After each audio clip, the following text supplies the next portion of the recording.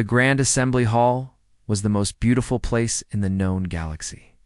Its walls were made of living crystal that sang soft music when light touched them. Thousands of seats rose in circles around a central platform, and today, every seat was filled. Representatives from 53 species had gathered to hear humanity speak. Park Junho stood on the central platform and tried not to show his fear. He was the human ambassador to the Galactic Concord, and he had been preparing for this moment for 3 years. Behind him stood Admiral Kim Yuna, a woman with silver hair and eyes that had seen too many battles. Next to her was Dr. Beek Tai-ho, the smartest scientist Earth had ever produced. They were here to change history. JUNHO looked up at the assembled species. The Valorians sat in the highest seats, their bodies made of living crystal that glowed with inner light. They had ruled the Concord for 9,000 years.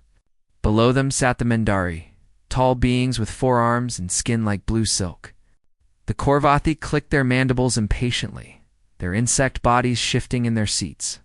Dozens of other species filled the remaining seats, all of them older than humanity, all of them watching. Humanity had been a member of the Concord for only 47 years. In a civilization that measured time in millennia, 47 years was nothing. Humans were still considered children, newcomers who should be grateful to even sit in the same room as the elder races. JUNHO activated his translator and began to speak. "Honored members of the Concord," he said, his voice steady. "Humanity comes before you today with a gift. For the past 30 years, our scientists have worked to create a universal medical database. This database contains cures for over 10,000 diseases that affect species throughout the galaxy. We offer this database freely, with no cost, to every member of the Concord." He paused, letting his words sink in. This was humanity's greatest achievement. Dr. Shin Mingi had spent her entire life building this database. Thousands of human doctors and scientists had contributed. They asked for nothing in return, except the chance to help. "We believe," Junho continued, "that medicine should not be owned. Health should not be bought and sold. Every being in this galaxy deserves the chance to live without suffering." He looked around the chamber, hoping to see agreement. Instead, he saw boredom. The Mendari representative was cleaning his lower arms. The Korvathi were chattering among themselves. The Valorians stared down with expressions of mild amusement. JUNHO pressed forward. "We also propose the creation of a joint security force. Human ships have been patrolling the outer reaches for 15 years, protecting trade routes from pirates. We believe this responsibility should be shared. Together, we can enough." The voice came from the highest seat. High Speaker Othis, leader of the Valorians and ruler of the Concord, rose to his feet. His crystal body caught the light and scattered rainbows across the chamber. "The younger races do not dictate terms here," Othis said. His voice was cold and sharp, like breaking glass. "Humans may observe, they may serve. They do not lead," after filled the chamber. 52 species, all laughing at humanity. The Mendari clicked their tongues in amusement. The Korvathi buzzed with joy. Even the smaller species, races that humanity had helped many times, joined in the mockery. JUNHO felt his face grow hot. He had expected resistance. He had expected questions and debates. He had not expected to be laughed at like a child who had said something foolish. He looked back at Yuna. The Admiral's face was stone, but her eyes burned with cold fire. She gave him the smallest nod. JUNHO understood. They had discussed this possibility. They had hoped it would not come to this, but they had prepared.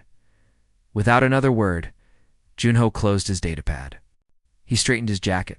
He turned his back on the Grand Assembly. Behind him, Yuna and Tai-ho fell into step. The entire human delegation, all 23 members, followed their ambassador. They walked in perfect silence, their footsteps echoing in the sudden quiet of the chamber. No one shouted. No one made threats. No one slammed doors or demanded respect.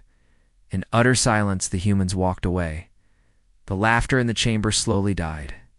Some of the species exchanged confused looks.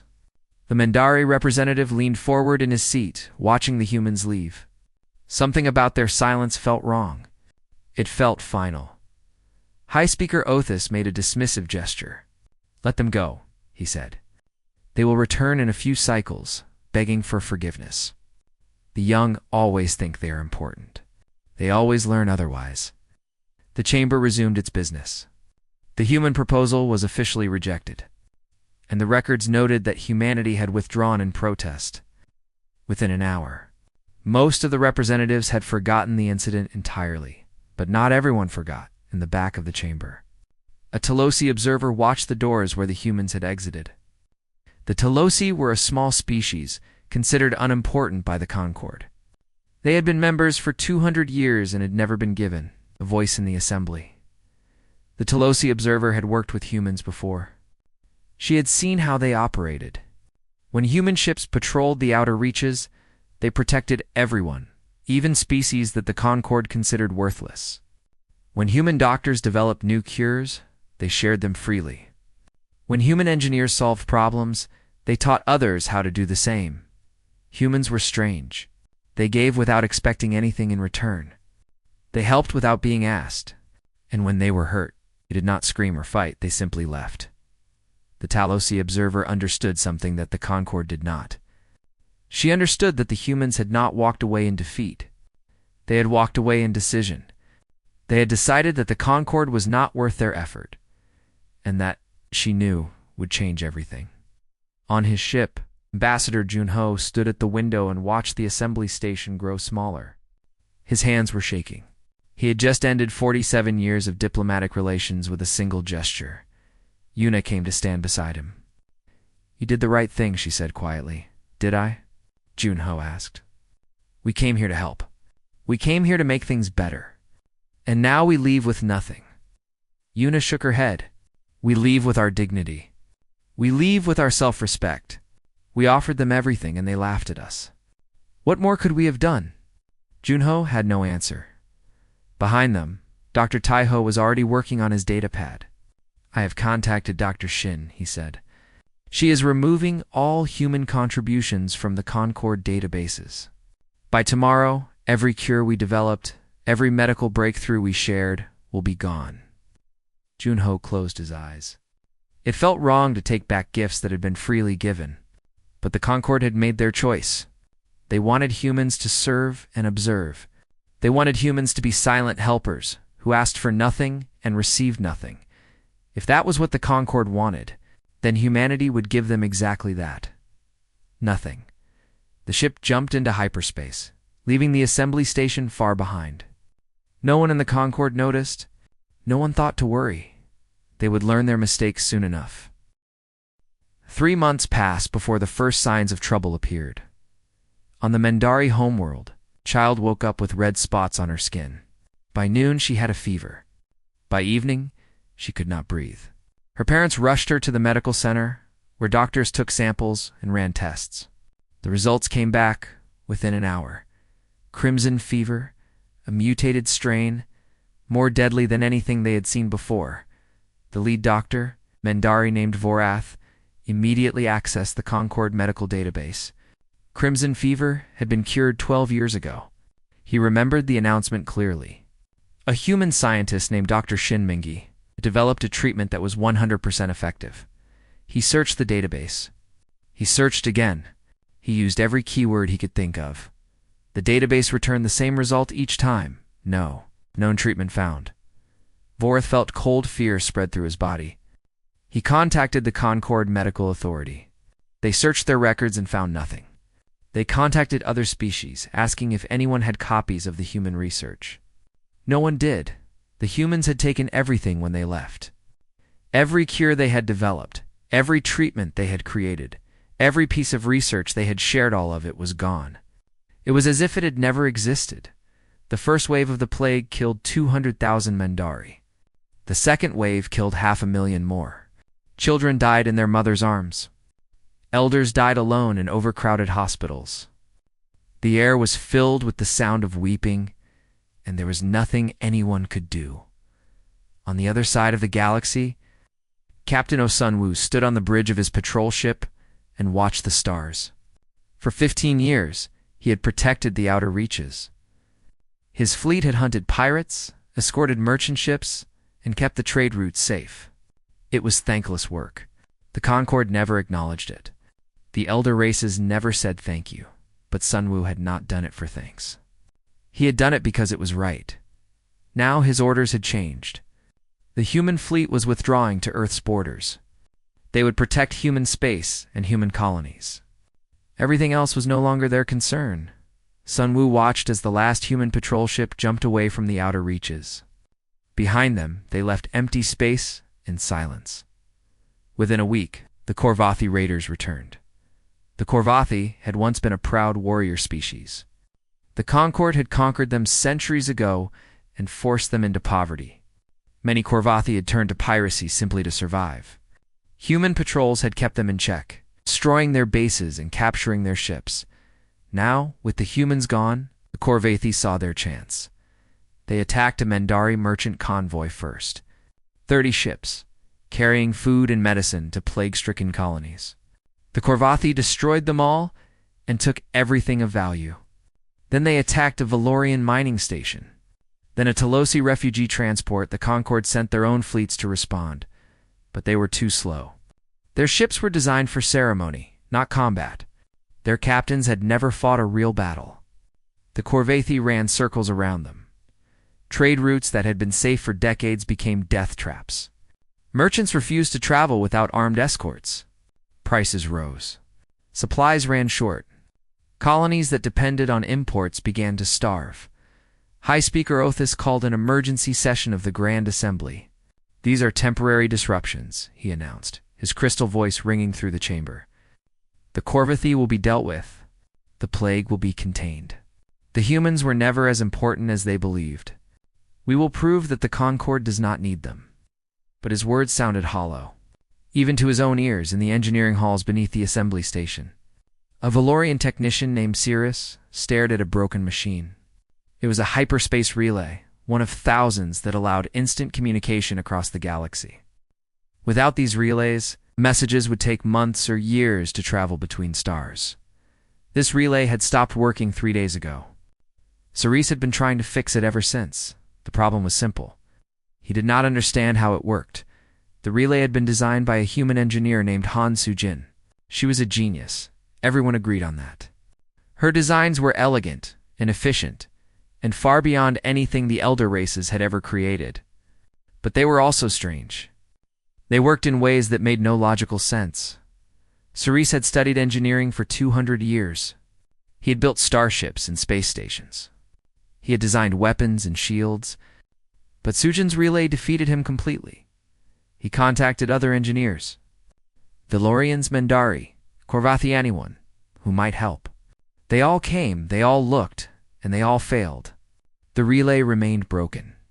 Within a month, 17 more relays failed. Communication between sectors became difficult, then unreliable, then impossible. The Concord began to fall apart, piece by piece. High Speaker Othis finally admitted what he had refused to believe. The humans had been holding everything together. They had patrolled the trade routes, not for glory, but because they wanted to help. They had shared their medicine, not for profit, but because they believed health was a right. They had built the communication network, not for power, but because they wanted everyone to be connected, and the Concord had laughed at them. Othis stood alone in his private chamber, looking out at the stars. The assembly station orbited a dying star, and tonight its light was red and angry. He thought about Ambassador Junho, about the quiet dignity in his walk as he left the chamber.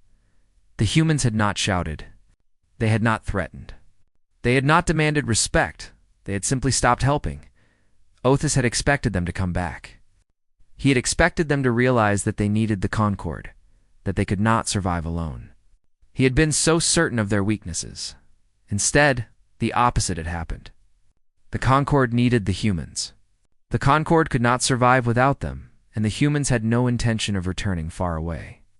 On a small planet near the edge of human space, Dr. Shin Menji read reports about the Mendari plague. She read about the dead children and the weeping mothers. She read about hospitals overflowing and doctors helpless to save their patients. She had the cure. It was sitting on her datapad, complete and perfect.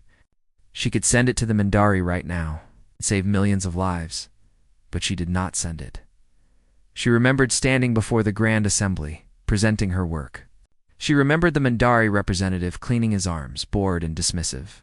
She remembered the laughter when Ambassador Junho spoke of sharing and helping. They had not wanted human help then. They did not deserve human help now. Minji closed the report and put away her datapad. She walked outside and looked up at the sky. The stars were bright and cold and very far away. She wondered how many more would die. Before the Concorde learned its lesson, she wondered if they would ever learn at all. 1 year after the humans walked away, the cracks in the Concorde became chasms. The Mindari plague had killed 4 million people and showed no signs of stopping. The trade routes were so dangerous that most merchants had simply stopped traveling. 17 star systems had declared independence from the Concorde, tired of waiting for help that never came. And worst of all, the Dracoth Collective had begun to move. The Dracoth were an old enemy. Centuries ago, they had waged war against the Concorde and lost. The Valorians had pushed them back to a small region of space and kept them there through military strength. For generations, the Dracoth had waited, watching. Rebuilding now, they sensed weakness. Their scouts crossed the border and found empty patrol routes. Their spies infiltrated Concorde space and found chaos. Their generals studied the situation and smiled with mouths. Full of sharp teeth, the Dracoth began massing their war fleets. High Speaker Othis had no choice. He swallowed his pride and called for a diplomatic mission to Earth. The Concorde would ask humanity to return. They would offer whatever was necessary. He chose Counselor Mirith to lead the mission. She was his most skilled diplomat, a Valorian who had negotiated treaties with 100 species. If anyone could convince the humans, it would be her. Mirith traveled to Earth expecting to find a desperate, struggling colony. The humans had only been spacefaring for 80 years. Without the Concorde's protection and resources, it should have been falling apart. What she found instead took her breath away. Earth was beautiful. Its cities gleamed with clean energy and advanced technology. Its orbital stations were larger and more sophisticated than anything the Concorde had built in 1,000 years. Ships moved through its space in perfect order, following traffic patterns that made Valorian systems look primitive, and Earth was not alone. 3 other species had joined humanity in a new alliance. The Talosi, who had been ignored by the Concorde for centuries. The Bren, a race of gentle giants who had been bullied into submission. The Kuri, small beings with brilliant minds who had never been given a chance to prove themselves. Together with humanity, they called themselves the Free Union. Mirith was escorted to a garden on the outskirts of a human city. Their ambassador, Junho, waited for her. He looked older than she remembered, with more gray in his hair, but his eyes were the same, calm, patient, and sad. "Counselor Mirith," he said, gesturing to a seat across from him. "Please, sit. Would you like some tea?" Mirith sat, her crystal body catching the sunlight. "Ambassador Junho, I bring greetings from High Speaker Othis and the Galactic Concorde." How gorgeous. Junho poured tea into 2 small cups. "I am sure you do. How is the High Speaker?" "He is ... concerned." Mirith chose her words carefully. The Concorde faces many challenges. The plague, the pirates, the communication failures. We believe that these challenges would be easier to face together. Junho sipped his tea and said nothing. Mirith continued. "The Concorde requests humanity's return. We are prepared to offer significant concessions. A permanent seat on the High Council. Equal voting rights in the Assembly. Trade agreements that favor human interests." Junho set down his cup. "Requests?" Mirith hesitated. The Concorde ... She stopped, seeing the look in his eyes. "No," the Concorde asks. "We ask you to return, I see." Junho looked out at his garden. Flowers bloomed in careful rows, and small birds sang in the trees. "Tell me, Counselor, do you remember what High Speaker Othis said to me 1 year ago?" Mirith remembered. She had been in the assembly that day.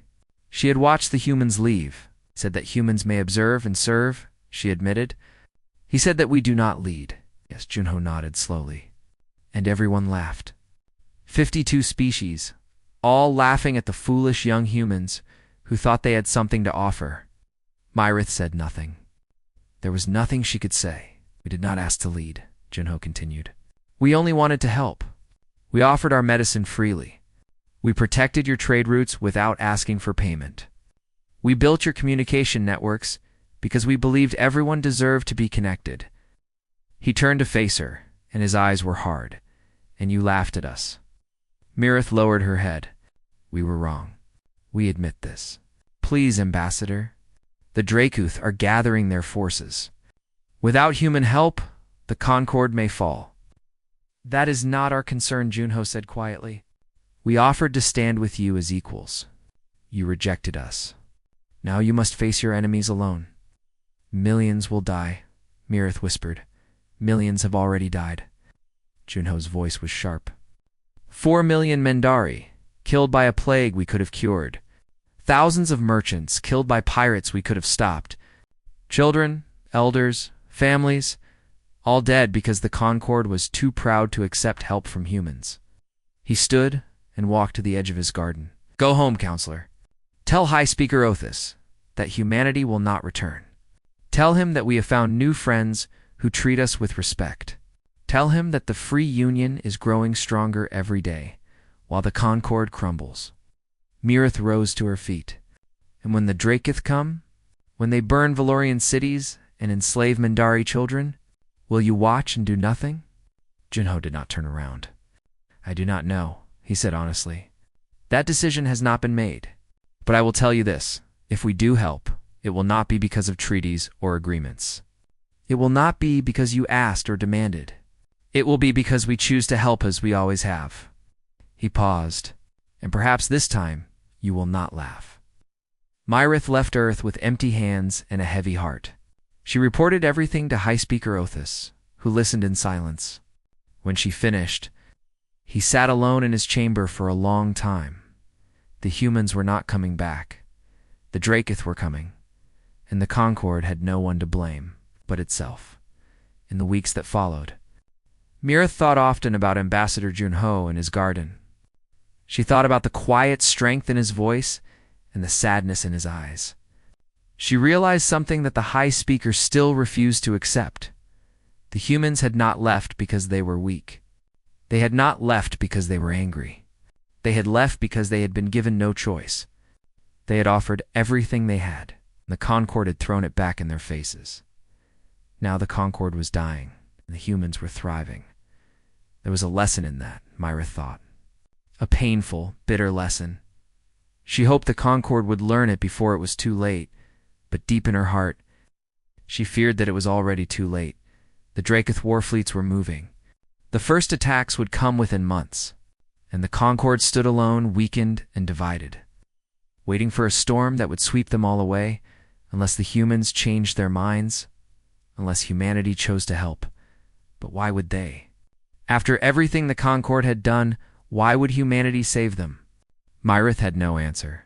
She could only wait and hope, and pray to gods she was not sure existed.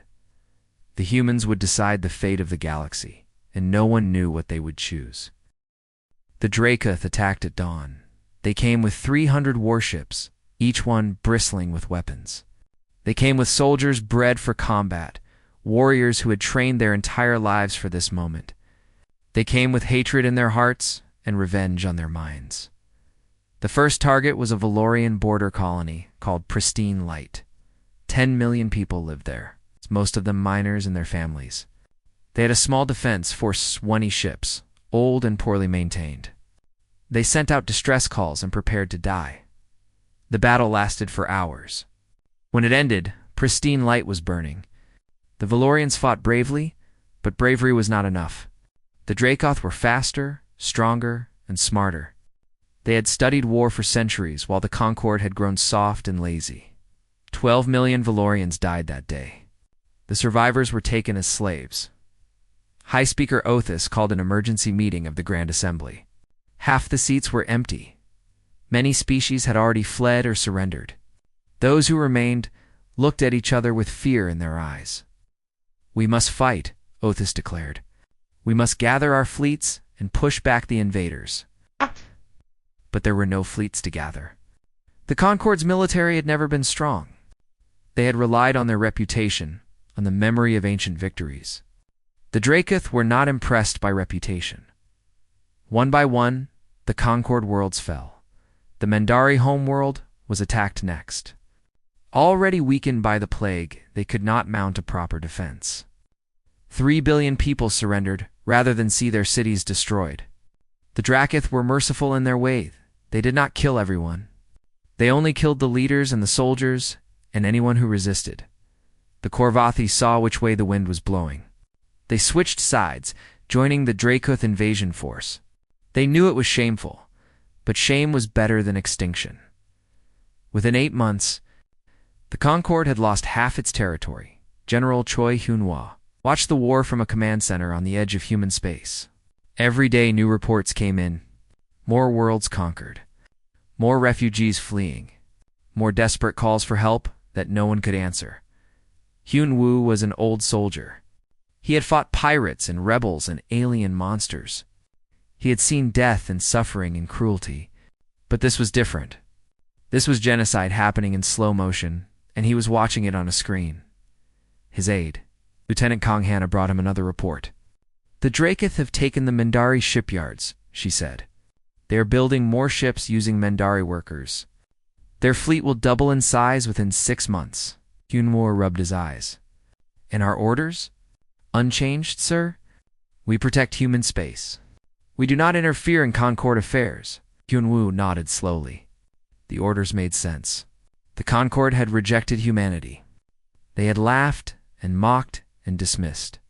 Why should humans die to save them? But the faces on those reports were not high speaker. Othis. They were not the diplomats and politicians who had insulted humanity. They were ordinary people farmers and teachers and children who had never done anything wrong. They were dying because their leaders had been fools. Lieutenant Hyun-wha said quietly, "Prepare a message to Ambassador Junho. Request a meeting at his earliest convenience." Hannah looked surprised, but did not argue. "Yes, sir." On Earth, Junho received the general's message and understood its meaning. The military wanted to act. They wanted to help. They were tired of watching people die. He called a meeting of the Free Union Council. Admiral Yuna was the first to speak. "The Dracoth will not stop at the Concord," she said. "Once they have conquered Valorian space, they will come for us. It is better to fight them now while we have allies." Allies. Minister Yoon Yoonbi shook her head. "The Concord are not our allies. They laughed at us. They rejected our help. They deserve what is happening to them." "Do the children deserve it?" Dr. Beek Taiho asked softly. "The Dracoth do not spare children, Minister. They take them as slaves or kill them as examples. Do those children deserve to suffer because their leaders were arrogant?" The room fell silent. Engineer Han Soo-jin spoke next. "I could restore the communication network. My relay designs are still the only ones that work properly. If we reconnected the Concord worlds, they could coordinate their defense, and then what?" Yoonbi demanded. "We save them, and they go back to treating us like servants. They learn nothing, and in 50 years, we have this same conversation again." Yoon-ho listened to his counsel argue. He understood both sides. The Concord had hurt them deeply. The insult in the Grand Assembly had been more than just words. It had been a rejection of everything humanity stood for. They had offered friendship and received mockery. But Junho also remembered why he had become a diplomat. He remembered his grandmother, who had survived the last war on Earth. She had told him stories about hatred and revenge, about cycles of violence that destroyed everyone involved. "Hatred creates more hatred," she had said. "Someone has to be brave enough to break the cycle." Junho raised his hand, and the council fell silent. "I have listened to all of you," he said. "You are all right in your own ways. The Concord does not deserve our help. They have done nothing to earn it. They have not apologized or changed or shown any sign that they understand their mistake." He paused. "But we are not helping them because they deserve it. We are helping them because of who we are." Yoonbi started to argue, but Junho continued. "Humanity has always helped. We helped the Tau Sea when the Concord ignored them. We helped the Bryn when the Concord oppressed them. We helped the Curry when the Concord dismissed them. We did not ask if they deserved it. We did not demand payment or gratitude. We helped because helping is what humans do. He looked around the room at the faces of his council. We become like the Concord if we let billions die because our pride was wounded, then we lose something more important than any battle. We lose ourselves. We become the very thing we despised. The room was quiet for a long moment. Finally, Admiral Yuna nodded. A fleet can be ready in 3 days, she said. I recommend we strike at the Dracoth supply lines first. Cut off their reinforcements, then hit them at Valeris Prime. General Hyanwu's face appeared on the screen. My forces are prepared, Ambassador. Just give the word. Junho looked at his council one more time. Some faces showed agreement. Others showed doubt. But no one argued. Very well, Junho said. Contact High Speaker Othis. Tell him that humanity is coming not because he asked, not because we forgive him, but because we choose to come. Tell him that we expect nothing in return except a promise, that when this is over, things will change. The Concord will end. Something new will take its place. Something better. Hannah sent the message. An hour later, Othis replied with a single word, agreed. The human fleet jumped into hyperspace. They were not coming to save the Concord. They were coming to save the people the Concord had failed, and they were coming to show the galaxy what humanity truly was. Not a young race.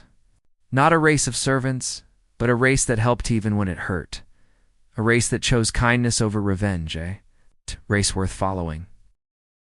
The human fleet emerged from hyperspace like ghosts. 200 warships appeared without warning above Valeris Prime, where the last Concord Defense Force was making its final stand. The Valorians had gathered everything they had, 80 ships, most of them damaged, all of them running low on supplies. They were surrounded by 300 Dracoth warships, waiting for the order to attack. The Dracoth commander, a massive warrior named Kroger, stared at his sensors in disbelief. He had studied humans for years. He had watched recordings of their battles and analyzed their tactics. He knew they were dangerous, but he had never expected them to actually come. All ships, hold position, Kroger ordered. Let us see what the humans want. Admiral Yuna's face appeared on his screen. She was an older woman with silver hair and cold eyes that had seen too much death. She did not smile. I am Admiral Kim Yuna of the Human Defense Fleet, she said. You are attacking our allies. Withdraw your forces immediately, or we will destroy you, Kroger laughed. Allies? The Concord rejected you. They mocked you. They called you children. Why would you die to save them? Yuna's expression did not change. That is not your concern. This is your only warning. Withdraw or be destroyed. Kroger ended the transmission and turned to his officers. The humans are bluffing. They have 200 ships. We have 300. Attack and show them the price of interfering in Dracoth affairs. The Dracoth fleet moved forward. What happened next became Legend Commander. Lim Ji-ho led the first assault wing. His squadron dove straight into the center of the Dracoth formation, breaking every rule of conventional warfare. Dracoth ships tried to track them, but they moved too fast and too unpredictably. Within minutes, Ji-ho's squadron had destroyed 12 enemy ships without losing a single pilot. The Dracoth had studied human tactics. But recordings did not capture the truth. They did not show the creativity, the adaptability, the willingness to take insane risks. They did not show what happened when humans fought for something they believed in. Admiral Yuna commanded her fleet like an orchestra conductor. Ships moved in perfect harmony, supporting each other, exploiting every weakness in the enemy formation. When the Dracoth adjusted their tactics, Yuna adjusted faster. When they tried to retreat, cut off their escape routes. The Valorians watched in amazement as the humans tore through the Dracoth fleet. These were the same people they had laughed at, the same people they had called insignificant. Now they were fighting and dying to save Valorian lives. High Speaker Othis stood on the bridge of his flagship and wept. He had lived for 1,000 years and had never seen anything like this. The humans fought with a fury that seemed impossible, but also with a mercy that seemed equally impossible. When Dracoth's ship surrendered, the humans accepted. When escape pods launched, the humans did not fire on them. They were not fighting out of hatred. They were fighting out of love. Within 6 hours, the Dracoth flagship was burning. Kroger sent out a desperate message offering surrender. Una accepted, and the battle ended. The Dracoth had lost 200 ships. The humans had lost 37. The Concorde had lost nothing, because the humans had done all the fighting. In the days that followed, the human fleet pushed forward. They struck at Dracoth bases and supply lines. They liberated conquered worlds and freed slaves. They fought battle after battle, never asking for rest, never asking for thanks. Within 6 weeks, the Dracoth Collective had been driven back to their original territory. Their invasion was over. Their dreams of conquest were crushed. The Galactic Concorde had been saved. But the Concorde itself was already dead. Ambassador. Gunho arrived at the ruins of the Grand Assembly Chamber on a gray morning. The building had been damaged during a Dracoth raid, and no one had bothered to repair it. Broken crystal lay scattered across the floor, catching the light and throwing pale rainbows on the walls. High Speaker Othis waited for him, alone. The ancient Valorian looked smaller than Junho remembered. His crystal body was dull and cracked. His voice, when he spoke, was barely a whisper. Ambassador Junho said, "Humanity has saved us. We owe you everything." Junho shook his head. "You owe us nothing. We did not come for payment or gratitude. We came because it was right." Othis lowered his head.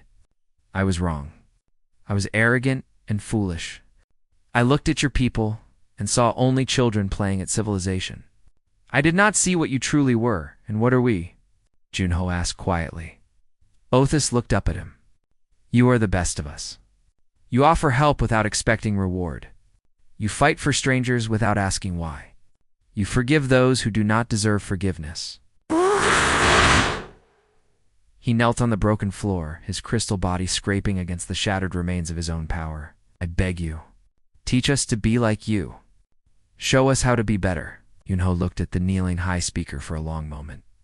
He thought about all the pain and suffering that had brought them to this place.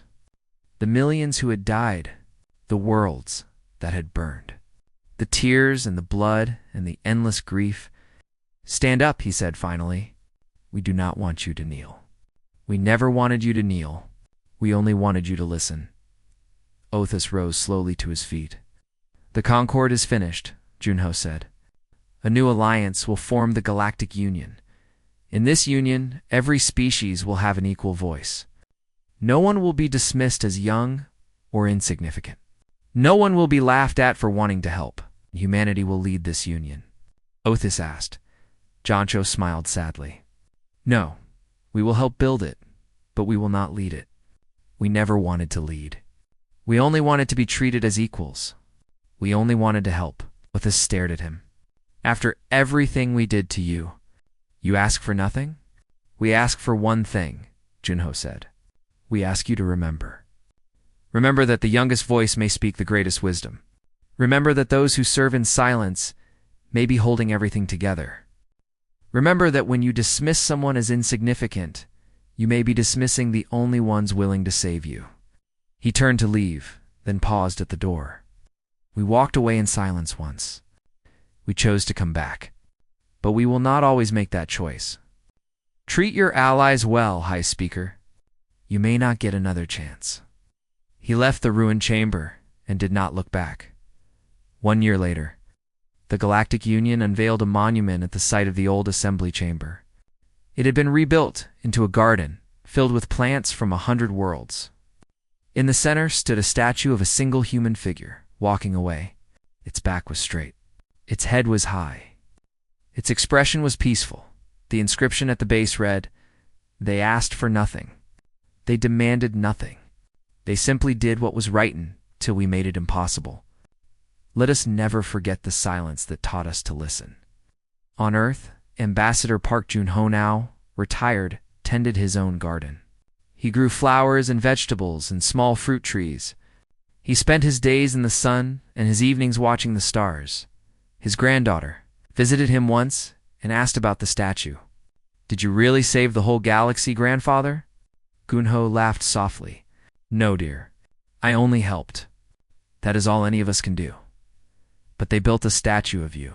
They did not build it for me," Jun-ho said. "They built it to remind themselves, so they would not forget." "Forget what?" Jun-ho looked up at the sky where the stars were beginning to appear. "That kindness matters," he said quietly. "That helping is never wrong. That even when people hurt you, you can choose to be better. That is what being human means." His granddaughter did not fully understand, but she would. One day, she would read the histories and learn the stories. She would understand why her grandfather was famous and why he never talked about it. Some lessons were too important for words. Some lessons could only be taught by example. Junho smiled and returned to his garden. The stars watched over him, silent and bright, as they had watched over humanity for thousands of years, and far across the galaxy. A new generation was learning what it meant to be kind. That was enough. That was everything.